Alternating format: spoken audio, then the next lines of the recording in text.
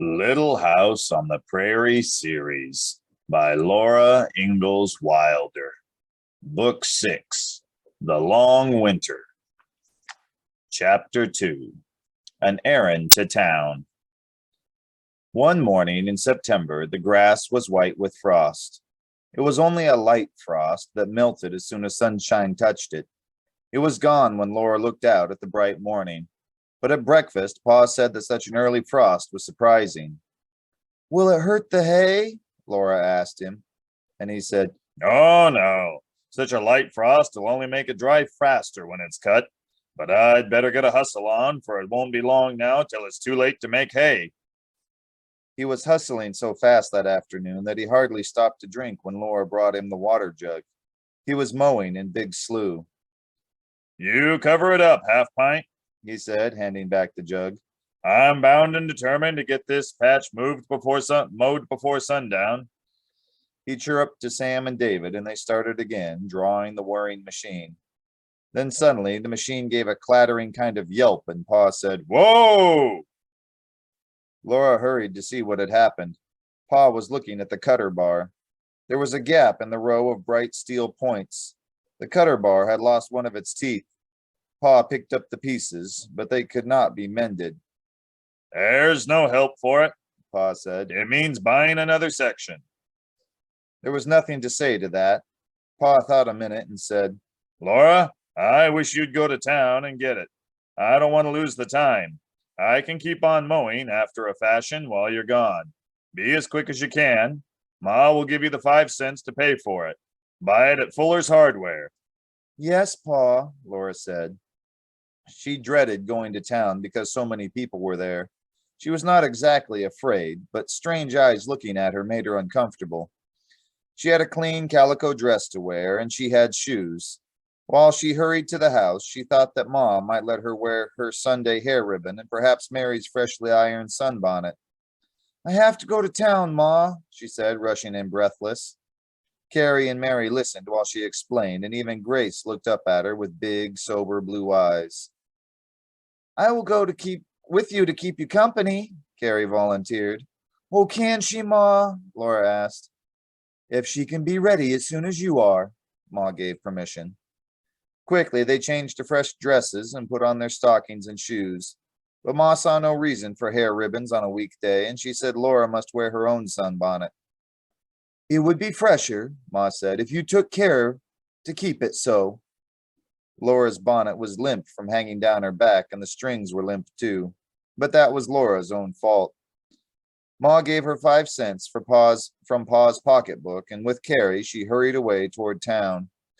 They followed the road made by Pa's wagon wheels, past the well, down the dry, grassy slope into Big Slough, and on between the tall slough grasses to the slope up on the other side. The whole shimmering prairie seemed strange then. Even the wind blowing the grasses had a wilder sound. Laura liked that, and she wished they did not have to go into town where the false fronts of the buildings stood up square-topped to pretend that the stores behind them were bigger than they were. Neither Laura nor Carrie said a word after they came to Main Street. Some men were on the store porches, and 2 teams with wagons were tied to the hitching posts. Lonely, on the other side of Main Street, stood Pa's store building. It was rented, and 2 men sat inside it talking. Laura and Carrie went into the hardware store. 2 men were sitting on nail kegs and one on a plow. They stopped talking and looked at Laura and Carrie. The wall behind the counter glittered with tin pans and pails and lamps. Laura said, "Pa wants a mowing machine section, please." The man on the plow said, "He's broke one, has he?" And Laura said, "Yes, sir." She watched him wrap in paper the sharp and shining 3-cornered tooth. He must be Mr. Fuller. She gave him the 5 cents, and taking the package in her hand, she said, "Thank you," and walked out with Carrie. That was over. But they did not speak until they had walked out of town. Then Carrie said, "You did that beautifully, Laura." "Oh, it was just buying something," Laura replied. "I know, but I feel funny when people look at me. I feel not scared exactly," Carrie said. "There's nothing to be scared of," Laura said. "We mustn't ever be scared." Suddenly, she told Carrie, I feel the same way. Do you really? I didn't know that. You don't act like it. I always feel so safe when you're there, Carrie said. You are safe when I'm there, Laura answered. I'd take care of you. Anyway, I'd try my best. I know you would, Carrie said. It was nice walking together. To take care of their shoes, they did not walk on the dusty wheel tracks. They walked on the harder strip in the middle where only horses' hooves had discouraged the grass. They were not walking hand in hand, but they felt as if they were. Ever since Laura could remember, Carrie had been her little sister. First, she had been a tiny baby, then she had been baby Carrie, then she had been a clutcher and tagger, always asking, Why? Now she was 10 years old enough to be really a sister, and they were out together, away from even Pa and Ma. Their errand was done and off their minds, and the sun was shining, the wind was blowing, the prairie spread far all around them. They felt free and independent and comfortable together. It's a long way around to where Pa is, Carrie said. Why don't we go this way? And she pointed toward the part of the slough where she could see Pa and the horses. Laura answered, That way's through the slough. It isn't wet now, is it? Carrie asked. All right, let's, Laura answered. Pa didn't say to go by the road, and he did say to hurry. So they did not follow the road that turned across the slough. They went straight on into the tall slough grass. At first, it was fun. It was rather like going into the jungle picture in Pa's big green book. Laura pushed ahead between the thick clumps of grass stems that gave way, rustling, and closed again behind Carrie. The millions of coarse grass stems and their slender long leaves were greeny golden green in their own shade. The earth was crackled with dryness underfoot, but a faint smell of damp lay under the hot smell of the grass. Just above Laura's head, the grass tops swished in the wind, but down at their roots was a stillness broken only when Laura and Carrie went wading through it. Where's Pa? Carrie asked suddenly. Laura looked around at her. Carrie's peaked little face was pale in the shade of the grass. Her eyes were almost frightened. Well, we can't see him from here, Laura said. They could see only the leaves of the thick grass waving and the hot sky overhead. He's right ahead of us. We'll come to him in a minute. She said it confidently, but how could she know where Pa was? She could not even be sure where she was going, where she was taking Carrie. The smothering heat made sweat trickle down her throat and her backbone, but she felt cold inside. She remembered the children near Brookings, lost in the prairie grass. The slough was worse than the prairie. Ma had always been afraid that Grace would be lost in this slough. She listened for the whir of the mowing machine, but the sound of the grasses filled her ears. There was nothing in the flickering shadows of their thin leaves, blowing and tossing higher than her eyes, to tell her where the sun was. The grasses bending and swaying did not even tell the direction of the wind. Those clumps of grass would hold up no weight at all. There was nothing anywhere that she could climb to look out above them, to see beyond them and know where she was. Come along, Carrie, she said cheerfully. She must not frighten Carrie. Carrie followed trustfully, but Laura did not know where she was going. She could not even be sure that she was walking straight. Always a clump of grass was in her way. She must go to right or left. Even if she went to the right of one clump of grass and to the left on the next clump, that did not mean she was not going in a circle. Lost people go in circles, and many of them never find their way home. The slough went on for a mile or more of bending, swaying grasses, too tall to see beyond, too yielding to climb. It was wide. Unless Laura walked straight ahead, they might never get out of it. We've gone so far, Laura, Carrie panted. Why don't we come to Pa? He ought to be right around here somewhere, Laura answered.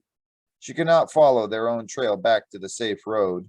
Their shoes left almost no tracks on the heat-baked mud, and the grasses, the endless swaying grasses with their low leaves hanging dried and broken, were all alike. Carrie's mouth opened a little. Her big eyes looked up at Laura, and they said, I know, we're lost. Her mouth shut without a word. If they were lost, they were lost. There was nothing to say about it. We'd better go on, Laura said. I guess so, as long as we can, Carrie agreed. They went on. They must surely have passed the place where Pa was mowing, but Laura could not be sure of anything. Perhaps if they thought they turned back, they would really be going farther away. They could only go on. Now and then they stopped and wiped their sweating faces. They were terribly thirsty, but there was no water. They were very tired from pushing through the grasses. Not one single push seemed hard, but going on was harder than trampling hay. Carrie's thin little face was gray-white. She was so tired. Then Laura thought that the grasses ahead were thinner. The shade seemed lighter there, and the tops of the grasses against the sky seemed fewer. And suddenly she saw sunshine, yellow beyond the dark grass stems. Perhaps there was a pond there. Oh, perhaps there was Pa's stubble field and the mowing machine and Pa. She saw the hay stubble in the sunshine, and she saw haycocks dotting it. But she heard a strange voice. It was a man's voice, loud and hearty. It said, "Get a move on, Monzo. Let's get this load in. It's coming night after a while." Another voice drawled lazily, "Ah, Roy." Close together, Laura and Carrie looked on from the edge of the standing grass. The hayfield was not Pa's hayfield. A strange wagon stood there, and on its rack was an enormous load of hay. On the high top of that load, up against the blinding sky, a boy was lying. He lay on his stomach, his chin on his hands, and his feet in the air. The strange man lifted up a huge forkful of hay and pitched it onto the boy. It buried him, and he scrambled up out of it, laughing and shaking hay off his head and his shoulders. He had black hair and blue eyes, and his face and his arms were sunburned brown. He stood up on the high load of hay against the sky and saw Laura. He said, "Hello there." They both stood watching Laura and Carrie come out of the tall standing grass.